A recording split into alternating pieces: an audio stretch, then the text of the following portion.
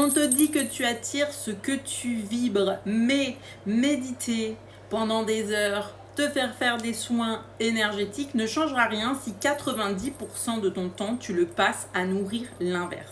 Ta vibration dominante, elle se construit dans ta façon de penser, de parler, dans la façon dont tu réagis aux événements imprévu. Donc, pour augmenter ta vibration, commence par apprendre à observer tes états intérieurs. Déjà, dans quel mood tu te lèves le matin? Est-ce que tu es en mode, bon bah voilà, je voulais voler, je regarde le ciel, ça va être une belle journée, quoi qu'il se passe, j'ai les capacités à l'intérieur de moi d'avancer? Ou est-ce que tout de suite tu es en mode, oh mon Dieu, mon travail c'est horrible, ma collègue est horrible, mon patron est horrible? Parce que là, tu comprends qu'on n'est pas du tout sur la même vibe. Un autre point et pas des moindres, c'est qu'est-ce que tu nourris le plus souvent à l'intérieur de toi. Je te parle bien de tes pensées en fait prédominantes. Quelles sont les histoires que tu te racontes? Est-ce que tu es dans la peur, dans la confiance, dans le lâcher prise, dans le contrôle? Et ça, c'est super important. Alors le but, c'est pas non plus de faire des introspections complètes H24, mais si tu te surprends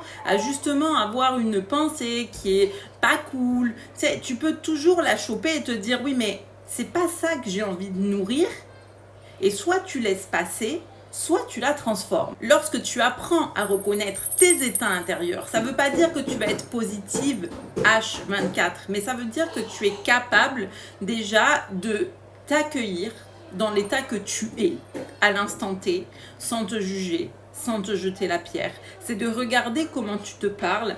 Puis en fait, c'est aussi de choisir toi consciemment qu'est-ce que tu as envie de nourrir à l'intérieur de toi. Parce que ta spiritualité, elle ne se mesure pas au nombre d'heures passées à méditer, au nombre de soins énergétiques que tu as fait ou des rituels, mais elle va vraiment venir se révéler dans la manière que toi, tu choisis de vivre et d'appréhender tes journées. Alors dis-moi, est-ce que ce partage t'a été utile?